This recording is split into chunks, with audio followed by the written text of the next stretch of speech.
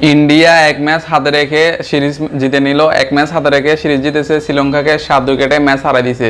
জয়সওয়াল 15 বলে 30 রানের একটা ইনিংস খেলছে দুর্দান্ত। তবে সঞ্জু স্যামসন গোল্ডেন ডাক মেরে আউট হয়েছে। সুযোগ পেয়েও সে সুযোগ কাজে লাগাতে পারে নাই। সঞ্জু স্যামসনকে ওপেনিংয়ে নামানো হয় না, তো গতকাল ম্যাচে ওপেনিংয়ে তাকে নামাইয়ে দিছে, খেলানো হয়েছে, কিন্তু সে সুযোগ কাজে লাগাতে পারে নাই। এখানে সুযোগ যদি লাগাতে না পারে, অনেকেই ব্যাটসম্যান আছে ভালো ভালো, তো সুযোগ একবার না ফেলে বারবার সুযোগ পায় না, টিকতে পারে না। ক্রিকেটটা এরকম। এখন সূর্যকুমার যাদব যেমন ক্যাপ্টেন, তেমন তার ব্যাটিং দেখলে মনে হয় যেন মানে চোখে লাগার মতো অ্যাকশন তার, মানে তার ব্যাটিং চোখে লাগার মতো। তার ক্যাপ্টেন্সি একদম দুর্দান্ত লেভেলের। তাকে মানে ক্যাপ্টেন বানিয়ে একদম ভালো কাজ করছে ইন্ডিয়া। সূর্যকুমার 26 রান নিয়েছে 12 বলে। প্রথমে কালকে বৃষ্টির কারণে ম্যাচটা মানে রান কমাই দিছে, ডিএসএল সিস্টেমে হয়েছে, তো সেখানে সূর্যকুমার 12 বলে 26 রান নিছে। তারপরে ম্যাচটা জিতার কাছাকাছি চলে গেছে। তো কাছাকাছি চলে যাওয়ার পরে হার্দিক পান্ডিয়া উঠে ম্যাচ জিতে নিছে, সেম টি20 বিশ্বকাপের মতো। হার্দিক পান্ডিয়া সেখানে শুধুমাত্র বল করছে আর এখানে ব্যাটিং করতেছে, মানে পার্থক্য হচ্ছে এখানে। তো মাইটটা একদম সেই হয়েছে সেই।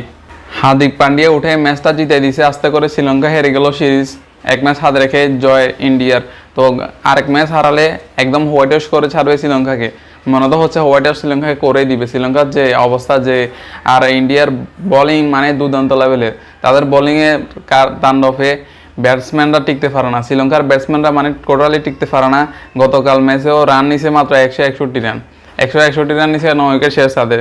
মানে যে লেভেলের দুর্দান্ত বল করে ইন্ডিয়া বলার বাহিরে। আরদীপ সিং সেও মানে দুর্দান্ত লেভেলের বল করে। সিরাজ নিছে 0 উইকেট, সিরাজ উইকেট নিতে পারে নাই। হার্দিক পান্ডিয়া 2 উইকেট নিয়ে নিছে গতকাল ম্যাচেও। তারপরে রবি বিষ্ণু নিছে 3 উইকেট, আর আকসার প্যাটেল নিছে 2 উইকেট। তো মানে বোলারদের তাণ্ডবে টিকতে পারে না।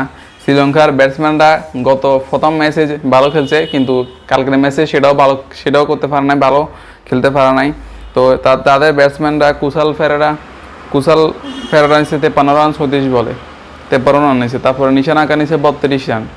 তো নিশানাকার পরে মানে বাকিরা এরাই মোটামুটি কিছু রান করে, বাকিরা কিছুই করতে পারে না।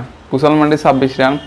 তো আসালাঙ্কা ক্যাপ্টেন হয়ে মাত্র 14 রান নিয়ে আউট। তো বাকিরা আর কী করবে? শ্রীলঙ্কার ব্যাটসম্যানদের অবস্থা একেবারে বাজে লেভেলের। তারা যে এই কারণে হয়তো মনে হয় টি20 বিশ্বকাপ থেকেও তারা বাদ পড়ে গেছে, সুপার 8-এ যেতে পারে না। তো গতকাল ম্যাচে তো এখন ইন্ডিয়ার সাথে সিরিজ হেরে গেল। তো আর একটা ম্যাচ হারতে পারলে হোয়াইট ওয়াশ হয়ে যাবে শ্রীলঙ্কার। তো এরপরে হচ্ছে ওডিআই ম্যাচে আশা করি ভালো কিছু করবে, ইন্ডিয়া জিতে যাবে।